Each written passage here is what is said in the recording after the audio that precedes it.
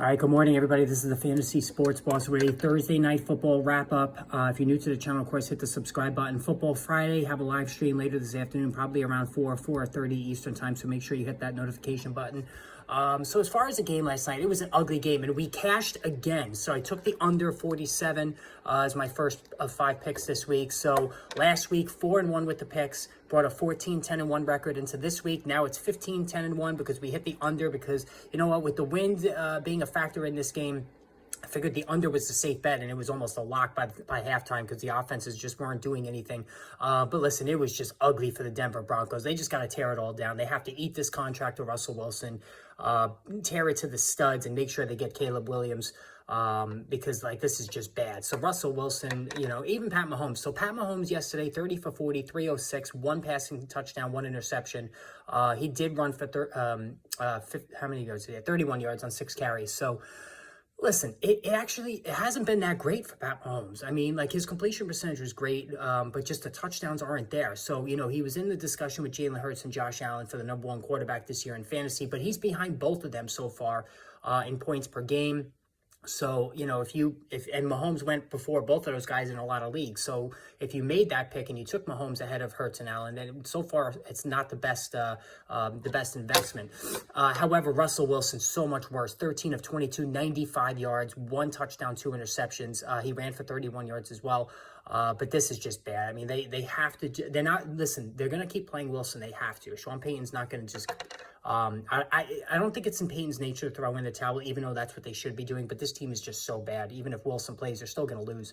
All right, so we got some clarity on the running back situation in Denver. So I was concerned. I have Javonte Williams and Jaleel McLaughlin. I went with Williams. And Williams actually played, he's the one bright spot, 10 for 52 for the Denver Broncos. So he ran really well. Like, he was picking up yardage after contact. He looked good. He looked spry. He had nice speed.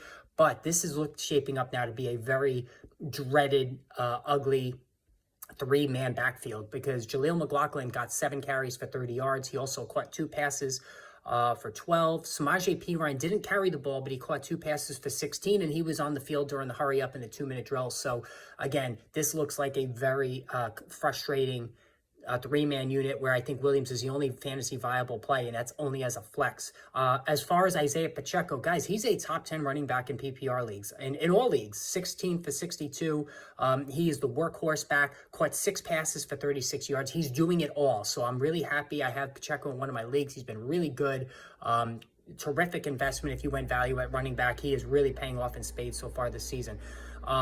As far as receiving, Cortland Sutton, 4 for 46 and a touchdown. So he, you know, Sutton's been quietly effective this season. But Jerry Jeudy, 3 for 14. He looks like he's dogging it. Jerry Jeudy looks like he's dogging it. He's got 1 foot out the door. The Broncos got to be just absolutely disgusted with his play. Wouldn't be shocked if they finally trade him. There's been rumors, you know, all around him the last couple of years. Get rid of him. He sucks. In fantasy, bench his ass. I mean, it's enough waiting for the potential. I know he was solid the second half of last year, but enough waiting for this guy to get going. It's just not happening. You know, maybe a new change of scenery will help, but your teams are being dragged down by this guy so far this season. It's just that bad. Travis Kelce, 9 for 124. Taylor Swift was in the house. Everything was working well for Kelce. Showed no ill effects from the injury. Rashee Rice, 4 for 72. So another very impressive outing for Rice on a per-snap basis. He's still only playing about a little bit north of 60% of the snaps, which is frustrating. He should be out there for like in 90%. He's the best receiver on this team. I know Kadarius Toney, 3 for 9. He scored a touchdown. That's very frustrating if you're a Rashee Rice owner like myself to see him score, Tony score instead of Rashee Rice. But Rashee Rice has that game-breaking ability, 4 for 72. You know, impressive outing again. On a per-snap basis, he's as good as any receiver in football. You look at all the advanced metrics, Rice is right there near the top of all the lists. So that's how good he's been. All right, guys, hit that subscribe button. More videos on the way. Live stream later.